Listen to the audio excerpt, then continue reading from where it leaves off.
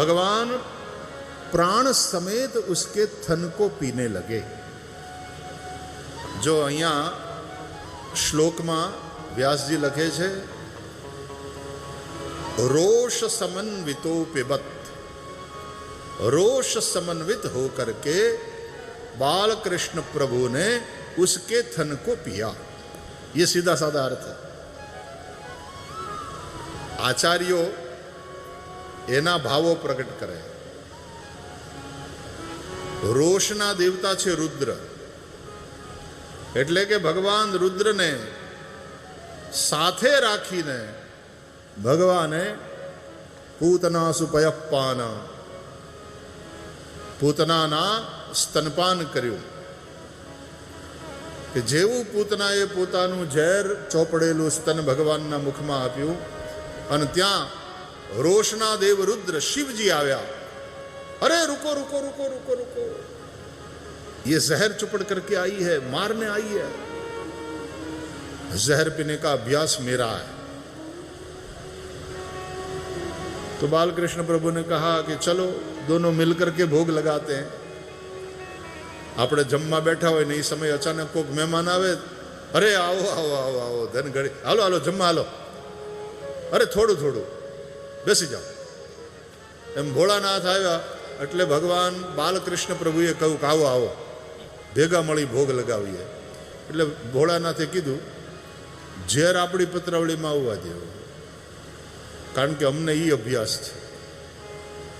અને પ્રભુ આપ એના પ્રાણને પીઓ તો તત્ પ્રાણૈ સમમ રોષ સમન્વિતો पिबत। तो भगवान शिव ने तो जहर पी लिया और पूतना के प्राणों को भगवान बाल कृष्ण ने हर लिया। ऐसा अर्थ भी आचार्यों ने बताया। सा मुंच मुंचालमिति प्रभाषिणी निष्पीड्यमाना खिल जीव मर्मणि विवृत्य नेत्रे चरणौ भुजौ मुहुः प्रस्विन्न गात्रा क्षिपतिरुरोदः। सा मुंच मुंचालमिति प्रभाषिणी, वो चिल्लाने लगी पूतना, मुंच माम मुंच माम। भगवान जारे एना प्राण ने पीवा लाग्या त्यारे राक्षसीना रूप ने पोतानी सुंदरीनु बनावटी रूप छोड़ीने राक्षसीना रूप में प्रगट थई गई। छोड़ मने छोड़ मने छोड़, मुंच माम मने मुक्त कर, मने मुक्त कर। आचार्यो कहे छे भगवाने बालकृष्ण प्रभुए पूतनानी प्रार्थना सांभળી અને ખરા અર્થમાં એને મુક્ત કરી જન્મ મૃત્યુના ચક્કરમાંથી, 84ના ફેરામાંથી પૂતનાનો મોક્ષ થયો। એટલા માટે ભાગવતમાં શ્રી ઉદ્ધવજી કહે છે કે જે મારવા આવી હતી ઝેર ચોપડીને બાલકૃષ્ણ પ્રભુને, એને મારીને ભગવાને પોતાની માં યશોદાને આપે એવી સદગતિ આપી। એવું દયાળુ આ સંસારમાં બીજું કોણ છે? કંબા દયાલું શરણમ વ્રજેમ। હવે અમે બીજા કયા દયાળુના શરણે જઈએ? પૂતના મોક્ષની કથા શ્રી સુખદેવજીએ સંભળાવી। કથા છે કે યશોદા અને ગોપીઓ રાક્ષસીની છાતી ઉપર રડતા બાળકૃષ્ણને ત્યાંથી ઉઠાવી અને લઈ જાય છે ગૌશાળામાં। ગાયના છાણમાં અને ગાયની રજમાં બાલકૃષ્ણને રગદોળ્યા, એનાથી સ્નાન કરાવ્યું અને પછી ગાયના પૂંછ માથા ઉપર ફેરવ્યા। ગાવો વિશ્વસ્ય માતરઃ, આપણા શાસ્ત્રો કહે છે ગાય વિશ્વની માતા છે। પછી યમુનાજીના જળથી એક એક અંગને સ્પર્શ કરતા ભગવાનના જુદા જુદા નામ થકી ભગવાનની રક્ષા કરી. અવ્યાદજોમ્રિમણિમાંસ્તવ જાન્વથોરુ યજ્ઞોચ્યુત કટિતટમ જઠરમ હયાસ્ય હૃત્કેશવસ્ત્વદુર ઈશ ઇનસ્તુ કંઠમ વિષ્ણુર્ભુજમ મુખમુરુક્રમ ઈશ્વરઃ કમ. ભગવાનના જુદા જુદા નામ દ્વારા ભગવાનની રક્ષા કરે છે. હે કનૈયા, ઋષિકેશ ભગવાન તારી ઇન્દ્રિયોની રક્ષા કરે, નારાયણ ભગવાન તારા પ્રાણની રક્ષા કરે, શ્વેત દ્વીપપતિ તારા ચિત્તની રક્ષા કરે, યોગેશ્વર ભગવાન તારા મનની રક્ષા કરે, કૃષ્ણિ ગર્ભ તારા બુદ્ધિની રક્ષા કરે, પર ભગવાન તારા આત્માની રક્ષા કરે. તું જ્યારે રમતો હોય ત્યારે ગોવિંદ તારી રક્ષા કરે, તું જ્યારે સૂતો હોય ત્યારે માધવ તારી રક્ષા કરે, તું જ્યારે ચાલતો હોય ફરતો હોય ત્યારે વૈકુંઠ ભગવાન તારી રક્ષા કરે, તું જ્યારે બેઠો હોય ત્યારે લક્ષ્મીપતિ ભગવાન તારી રક્ષા કરે. ભગવાનની રક્ષા ભગવાનના નામથી. આનો મતલબ શું થાય? એટલે આચાર્યો સમજાવે છે કે રક્ષા જેની થાય એ મોટો કે જે રક્ષા કરે એ મોટો? સીધી વાત છે, જે રક્ષા કરે એ મોટો. તો અહીંયા ભગવાનની રક્ષા કોણ કરે છે? ભગવાનના નામ. તો મોટું કોણ? તો કે ભગવાન કરતા મોટું ભગવાનનું નામ. इसलिए राम से बड़ा राम का नाम. એટલા માટે નામનો મહિમા છે, માટે નામ સંકીર્તન થાય.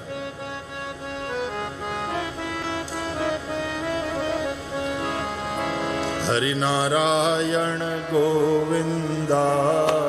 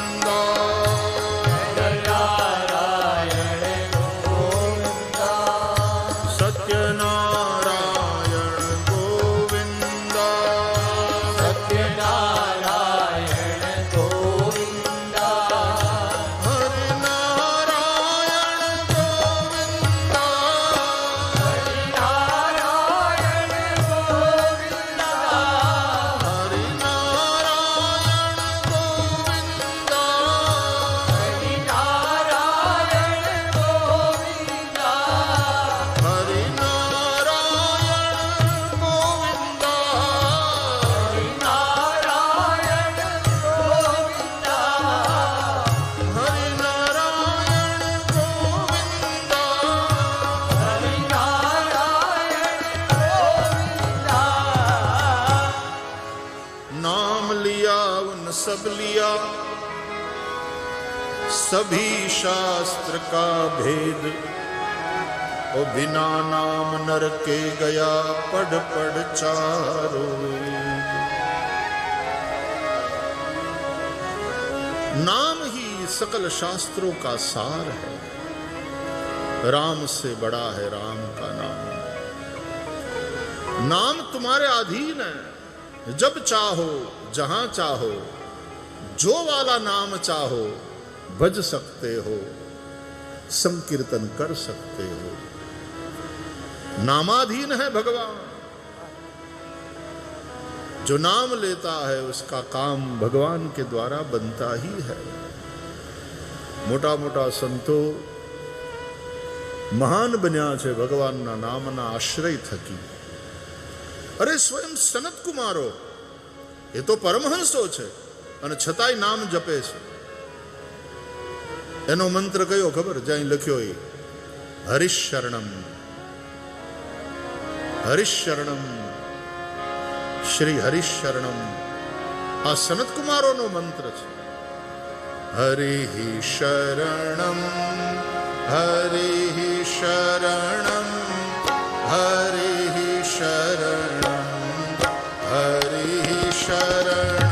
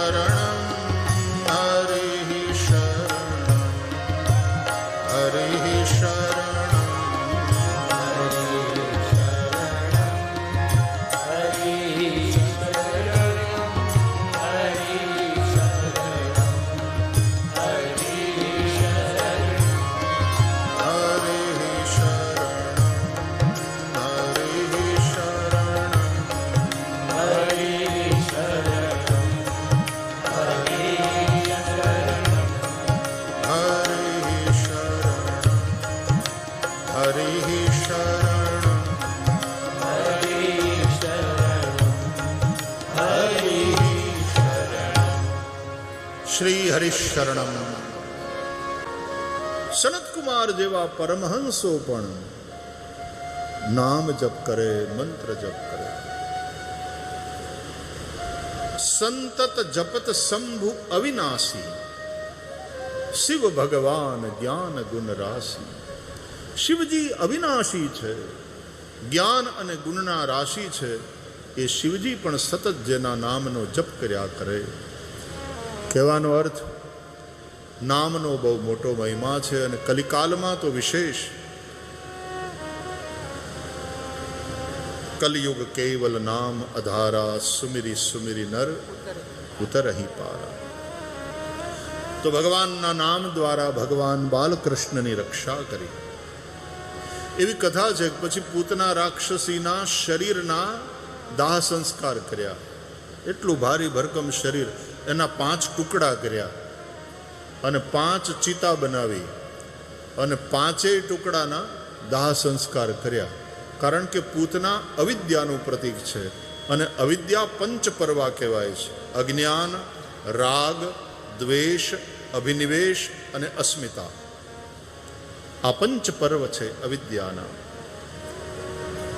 ભગવાન શ્રી કૃષ્ણ સૌથી પહેલા વહેલા પૂતનાનો ઉદ્ધાર કરે છે. ભગવાન શ્રી રામ સૌથી પહેલા તાડકાને મારે છે. રામાયણમાં તાડકા દુર્વાસનાનું પ્રતીક માને છે તુલસીદાસજી. દુર્વાસનાઓથી જ અનેક પ્રકારની આસુરી વૃત્તિઓ પેદા થતી હોય છે. માટે આસુરી વૃત્તિને જન્મ આપનાર તત્વને પહેલા ખતમ કરવામાં આવે, જેથી કરી બીજી આસુરી વૃત્તિ દુર્વાસના. અને એ જ રીતે શ્રીમદ ભાગવતમાં પૂતના એ અવિદ્યાનું પ્રતીક છે એવું આચાર્યોએ કહ્યું. અવિદ્યામાંથી જ અનેક પ્રકારના દુર્ગુણો ઉત્પન્ન થતા હોય છે. એટલે બીજા રાક્ષસો ઉત્પન્ન ન થાય, જેટલા છે એને જ મારશે, પણ બીજા નવા ઉત્પન્ન ન થાય એ માટે સૌથી પહેલા વહેલા અવિદ્યારૂપી પૂતનાને મારી એનો ઉદ્ધાર કર્યો. શ્રીમદ ભાગવતમાં સુખદેવજી મહારાજ પૂતના મોક્ષની કથા સંભળાવી અને એનું ફલકથન કહે છે કે આ કથા સાંભળે ને શું મળે. ય એતત્ પૂતના મોક્ષમ કૃષ્ણસ્યાર્ભકમદ્ભુતમ શૃણુયાત શ્રદ્ધયા મર્ત્યો ગોવિંદે લભતે રતિમ.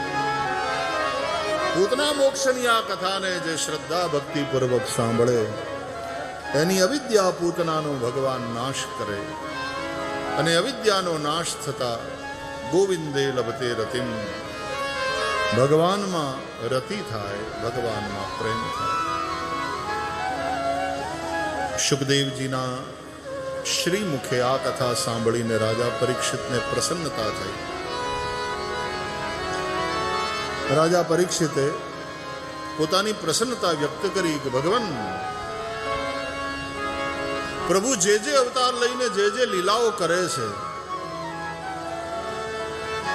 કર્ણરમ્ય છે. એ કથાઓ સાંભળતા કાનને પણ આનંદ થાય અને મનને પ્રેરણા મળે છે, કારણ કે દરેક લીલામાં કંઈ ને કંઈ સંદેશ છે. લોકવત્તુ લીલા કૈવલ્યમ, कुछ न कुछ शिक्षा है भगवान की लीला. 5 प्रकारना फल भगवाननी कथा सांभळे એને મળે, આવું રાજા પરીક્ષિત કે છે આ જગ્યાએ. પહેલું ફળ, ભગવાનમાં અને ભગવાનની કથામાં જો અરુચિ હોય તો એ દૂર થાય. બીજું, સંસારના વિષયોની જે તૃષ્ણા હોય એ સમાપ્ત થાય. ત્રીજું, મનુષ્યનું મન અવિલંબ શુદ્ધ થાય. ચોથું, ભગવાનમાં ભક્તિ થાય. અને પાંચમું, ભગવાનની કથા સંભળાવી આપણને ભગવાનમાં અનુરાગ કરાવનારા એના પ્રત્યે એક નાતો બંધાય, એની સાથે આપણો સંબંધ બંધાય. તત્પુરુષે ચ સખ્યમ. મહારાજ, મને ભગવાનની અન્ય કથાઓ સંભળાવો. અને ત્યારે શ્રી સુખદેવજી મહારાજે શકટભંગની કથા સંભળાવી. શ્રી કૃષ્ણનું 4થું જન્મ નક્ષત્ર આવ્યું. કેટલા નક્ષત્ર છે? 27. એના 4 આવર્તન પૂરા થાય. રોહિણી નક્ષત્રમાં ભગવાનનો જન્મ છે. આપણે ત્યાં રાશિથી પણ નામ પડે, નક્ષત્રથી પણ નામ પડે. નક્ષત્રના ચરણ પ્રમાણે એના અક્ષર નક્કી થાય, અને નક્ષત્ર નામ પણ હોય, રાશિ નામ પણ હોય. તો રોહિણી નક્ષત્રમાં ભગવાનનો જન્મ છે. એ 4થી વાર આવ્યું. એટલે 27 ને 4 ગુણો કેટલા થાય? 108.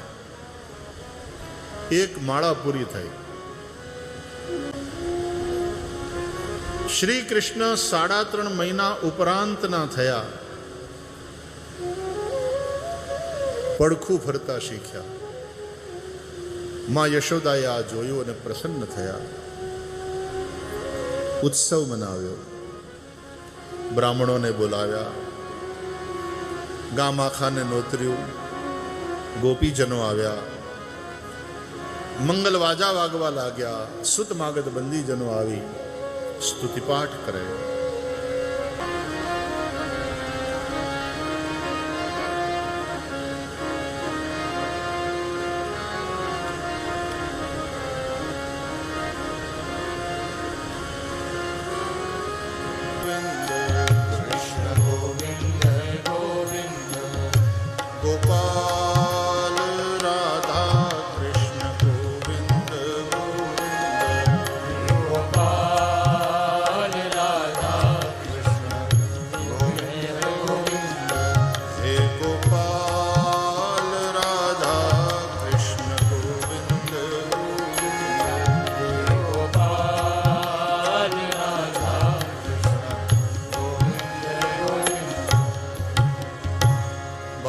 કૃષ્ણ ભગવાન કી જય. માં યશોદાને ઉત્સવ મનાયા. આનંદ આવે ને, આનંદ પ્રગટ થાય પછી ઉત્સવના તો બાના જ માણસ શોધે. કારણ કે આખું જીવન પછી ઉત્સવમય જ હોય. હર ક્ષણ ઉત્સવમય. Life becomes celebration. પછી સફરિંગ્સ બહુ ના હોય, સેલિબ્રેશન હોય. આજ વળી પાછું એક બાનું મળ્યું કે આજ મારો લાલો પડખું ફરતા શીખ્યો, ઉત્સવ કરવો છે. બ્રાહ્મણો આવ્યા. બાલકૃષ્ણ પ્રભુ પર અભિષેક થયો, શૃંગાર કર્યો. બ્રાહ્મણોએ આશીર્વાદ આપ્યા. બ્રાહ્મણોને દક્ષિણા આપી ભક્તિભાવથી પરિતુષ્ટ કર્યા. મૈયાને કનૈયા કો સ્તનપાન કરાયા. ઊંઘ આવવા માંડી. બાલકૃષ્ણ પ્રભુને બહાર એક બળદગાડું હતું, એની નીચે જોડી બાંધી એમાં સુવાડ્યા. ભાગવતમાં લખ્યું છે કે બળદગાડામાં માટીના માટલામાં દધીરસ ભર્યા હતા. દૂધ, દહીં, માખણ, ઘી વગેરે. એની નીચે જોડી બાંધીને એમાં બાલકૃષ્ણ પ્રભુને સુવાડ્યા. ત્યાં કોઈ ખેડૂ નહોતો, ગાડા ખેડૂ. ત્યાં કોઈ બળદ નહોતા જોડ્યા. ગાડું એમને પડ્યું હતું. આનો અર્થ કર્યો છે કે જ્યાં ધર્મના ધોરી નથી જોડ્યા હોતા, સંસારની ગાડીને. આપણે કહીએ ને, હરી મારું ગાડું ક્યાં લઈ જાય કાંઈ ન જાણું. ધર્મના ધોરી જોડ્યા હોય, ધર્મના બળદ. કારણ કે વૃષભ, નંદી, બળદ એ આપણે ત્યાં ધર્મનું પ્રતીક ગણાય છે, મહાદેવનું વાહન છે. ગ્રહસ્થના જીવનમાં બે પ્રકારના બળદ, બે પ્રકારના ધર્મ: વેદ ધર્મ અને વ્યવહાર ધર્મ, લોક ધર્મ અને પરમાર્થ ધર્મ. બે પ્રકારના ધર્મ. ઠાકોરજીની સેવા પૂજા બધું કરવાનું હોય, ધર્મ ધ્યાન કરવાનું હોય અને વ્યવહારમાં પણ રહેવાનું હોય. એટલે બંને પ્રકારના ધર્મ ગૃહસ્થના જીવનમાં હોવા ઘટે. અહીંયા કોઈ પણ પ્રકારના ધર્મ વગરનું જીવન. કારણ કે કોઈ બળદગાડું એમને પડ્યું હતું, બળદ જોડ્યા જ નહોતા. એમાં રસો ઉપર ભરેલા અને રસેશ્વર નીચે. ભોગોનું જ પ્રાધાન્ય. જ્યાં સુધી અવિદ્યા પૂતના હશે ત્યાં સુધી જીવન ભોગવાદી રહેવાનું, લાઈફ મટીરિયાલિસ્ટિક રહેવાની. અને માં યશોદા આવી અને એવા જીવનમાં પણ જોડી બાંધીને એમાં ભગવાનનો પ્રવેશ કરાવે છે. કોઈક ને કોઈક રીતે આવા ભોગવાદી જીવનમાં પણ પ્રભુનો પ્રવેશ થાય ત્યારે ભગવાન અનુગ્રહ કરે છે. શકટાસુર આવ્યો છે, એ આ ગાડામાં ઘૂસ્યો છે. ભગવાને સૂતા હતા, જાગી ગયા, રડવાનું ચાલુ કર્યું. ઉત્સવની ધમાલમાં કોઈએ ભગવાનના રુદનને સાંભળ્યું નહીં. ઘણીવાર શું થાય, ભગવાનનો ઉત્સવ આપણે કરતા હોઈએ અને ભગવાનને ભૂલીને કરીએ. ભગવાન માટે ભેગા થયા હોઈએ અને ભગવાન ક્યાંય હોય નહીં. ભગવાનના સિવાયની બીજી બધી વસ્તુને જ મહત્વ. ભેગા થયા હોય ભગવાનના નામે. ભગવાન કરતા અન્યત્ર જ્યારે ધ્યાન જાય ત્યારે કોઈ ને કોઈ શક્ટાસુર જેવી આસુરી વૃત્તિનો જીવનમાં પ્રવેશ થાય. શક્ટાસુર આવ્યો, ભગવાન રડવા લાગ્યા. રડે એટલા માટે કે જો તો ખરા, મારું રડવાનું કોઈ સાંભળતું નથી. મારા માટે ભેગા થયા, મારો ઉત્સવ મનાવે છે, મને કોઈ પૂછતું જ નથી, મારા તરફ કોઈનું ધ્યાન જ નથી. રડતા રડતા ભગવાને એક પાટું મારી બળદગાડાને. બળદગાડું તોડ્યું, શકટભંગ થયો, શક્ટાસુરનો નાશ કર્યો. માટલા ફૂટી ગયા, રસો ઢોળાઈ ગયા. આ શક્ટાસુરનો નાશ એટલે આપણી જે ભોગવાદિતા છે, એટલો બધો ભોગવાદ અત્યારે વધ્યો છે વિશ્વ આખામાં. અને એનું કારણ છે અવિદ્યા.